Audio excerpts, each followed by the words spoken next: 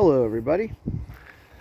Today we are back along the Perkiomen Railroad, or should I say former Perkiomen Railroad in Perkiomenville.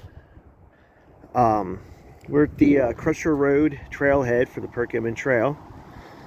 Right in front of me here, maybe you can see it through the weeds and the trees, but there's some cement structures, some vertical cement pillars over there. You can kind of see here there's other cement forms. I think they used to hold a dump, a bin or something. Honestly don't know what these are all about. If you look through the weeds more, I don't want to go back there because it's really grown in. I was like crawling through, but you can see coal dumps or stone dumps. You can see the walls. Let me see if I can zoom in here. They're back there. Let me try walking up here. Here's another little stone wall, stone structure. Let me see here. I don't feel like going through the picker bushes again, so I'm not going to crawl through here to show it, but here's some more ruins. Here's a vertical I-beam in the ground. Not sure what that used to hold. There's some more cement structures. Here's one real close to the parking area. I don't know if anybody's ever parked in this section here before. There's a little shed. Not sure what's in here. I never actually looked in here. No, nothing. Surprise. But there are cement structures in here. You can see we're right along the road. If you look back there, there you go, you can see them now. You see those walls that used to hold stone. They used to dump stone in there to hold stone. And all these other little cement structures I'm showing you, they were once part of, as far as I know, as far as my research tells me, they were part of the Perkiomen Granite Co. If you go down this road, maybe about a 1/8 mile, there's a quarry back there. Currently owned by Highway Materials, LLC, I think it is. Highway Supplies, Highway Materials owns it now. At one time it was called Perkiomenville Granite Company. And they had a siding that came up through here. And they would, I don't know if they had a crusher down here. I would assume they might because it's called Crusher Road. Some of these structures may have formerly been parts of a stone crusher. That I'm not sure of. Not 100% sure. I'm going to try walking here a little bit. But like I said, you can see there's definitely cement structures from when the quarry was back here. I mean, the quarry's still where it's at, but they used to have a siding, and the siding came in along here. I mean, if I was to guess, I would say maybe that kind of looks like that could have held a stone crusher.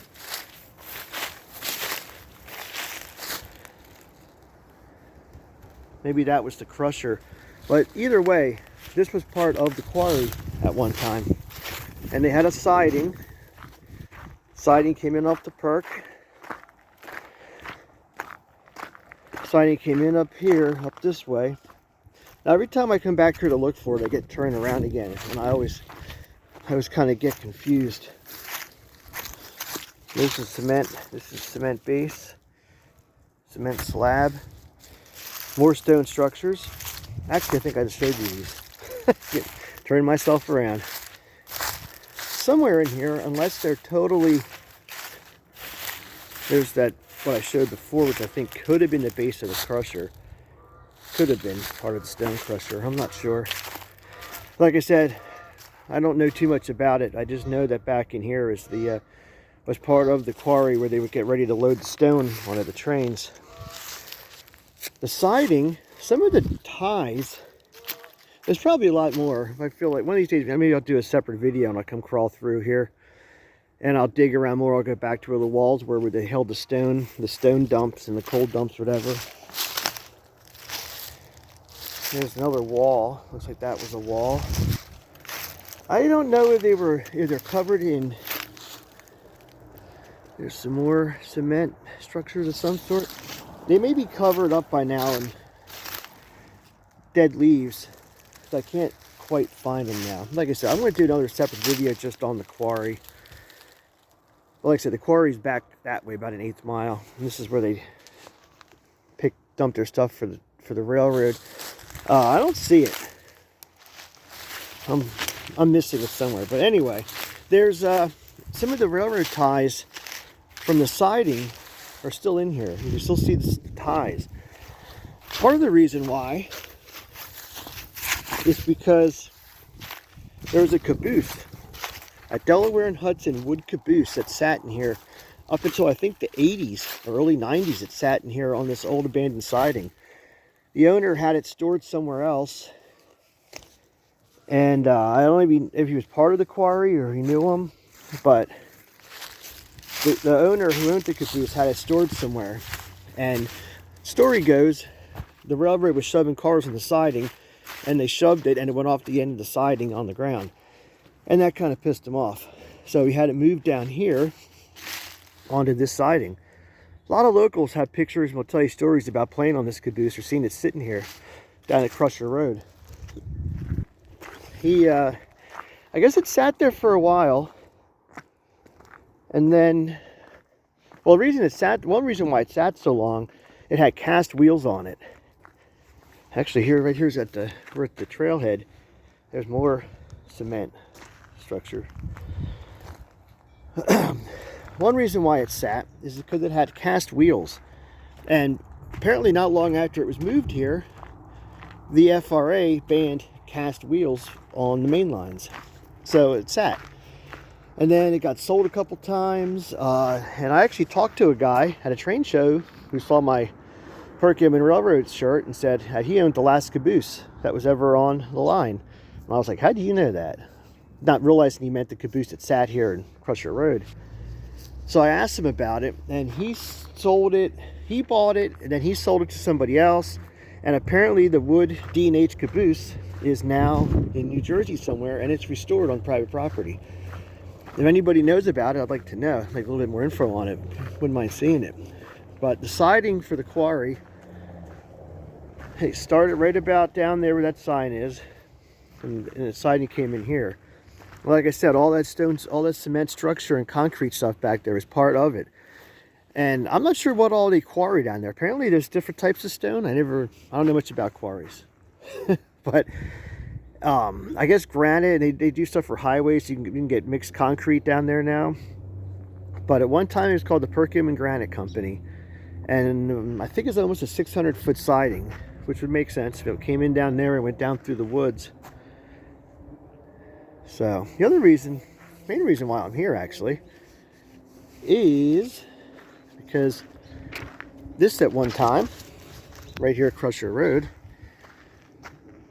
this was the end of the line, 1975, as you can see. The structure from, a lot of the infrastructure kind of from Schwanksville down this way, I guess mostly the stuff that got close to the Perkiomen Creek got destroyed, or damaged I should say, during Hurricane Agnes, which basically put a section of the rail out of service because it was damaged from Agnes, which was 72, 73, 72 I think, 1972. At the time, the passenger trains had already stopped running. 1955 was the last passenger. A lot of the local industry, such as some of the quarries, ice houses, was old industry. It already had ceased to operate. And the through trains weren't running. They used to run between Allentown and the city, Allentown and Philly. They'd come through here a lot for through trains. They weren't happening like they were. And then after Agnes destroyed some of the infrastructure through here, they basically took the section from just outside of Schwanksville. Never could pinpoint the area, but somewhere between Schwanksville and Perkiomenville. Actually, Perkiomenville, from Schwanksville area to Green Lane, pretty much. I mean, we don't have any pinpointed spots, but that was pretty much the first section to take out of service. And then, by 1975, of course, the Perkiomen was solely controlled by the Reading. It was the Perkiomen branch of the Reading Railroad by that point. Which, if you watch my videos, you probably know the history of how the Perk and the Reading and the Philadelphia Reading, etc., etc. So by 75, the Perkiomen Railroad was fully well, the Perkiomen Railroad was considered the branch of the Reading Railroad at that time, by 1975. Actually, 1945, March 1945, it solely became the Perkiomen branch of the Reading Railroad in 1945. By 75, the Reading Company was in bankruptcy and pretty much near the end of its line. And they needed heavy rail to go on their main line. And if you watched my one video where I talked about the rail on the Perkiomen was converted just after World War II to heavy rail, 130-pound rail, which means every 3 feet was 130 pounds. So in 1945, they converted the rail to heavy rail to accommodate the larger steam engines, longer, heavier trains. Well, like I said, by the time 1975 came along, part of the line was already damaged and out of service at sections.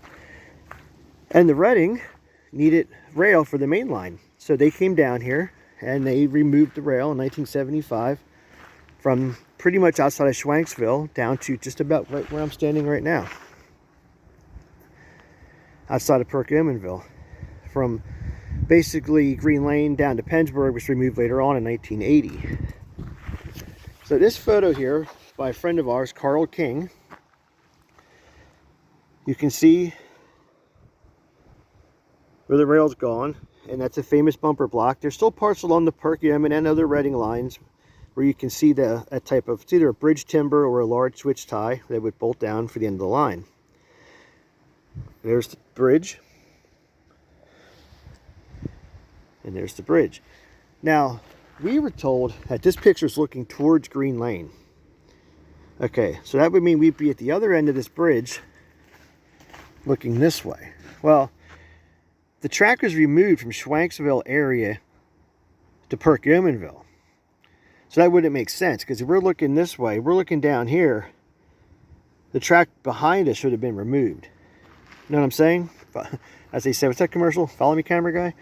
So that's Green Lane. If that's correct, the line, that line wasn't removed. The line coming towards us from Schwanksville area was removed first. So I think this photo is taken on the other side of the bridge,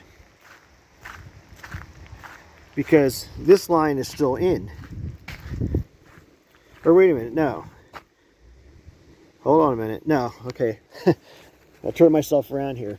We were told, yes, we were told that this way here is facing Green Lane. Green Lane's down that way.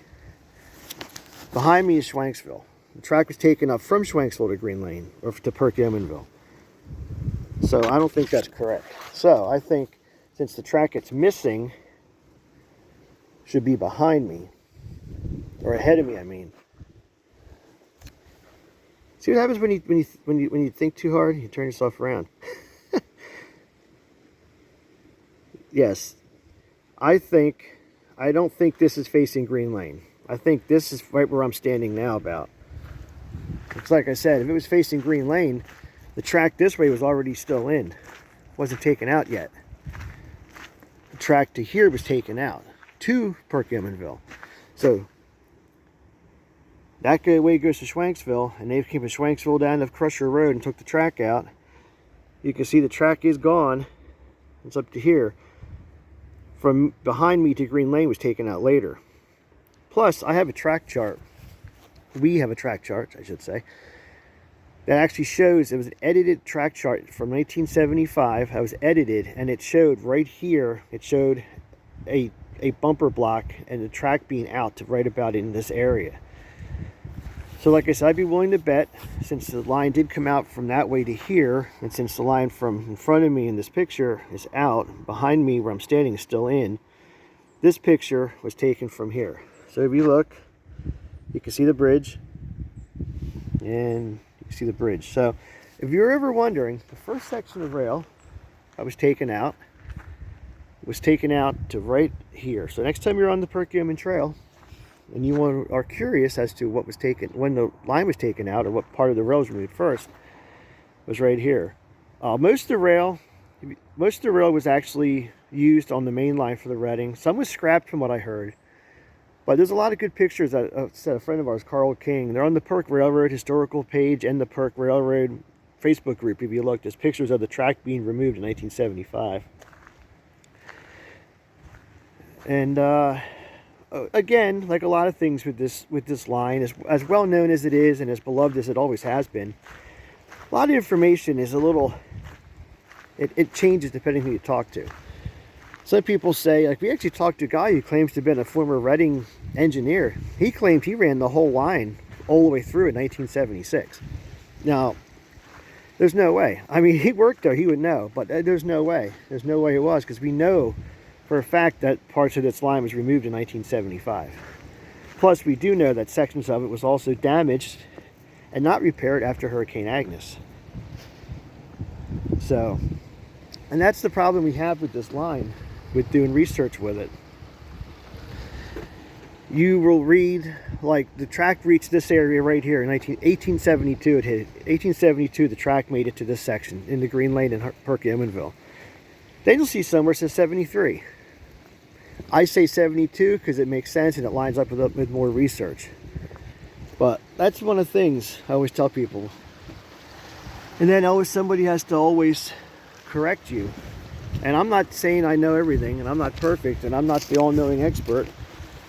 But I've done a lot more research than a lot of people. But if I'm wrong, I like to be told I'm wrong. So here's something.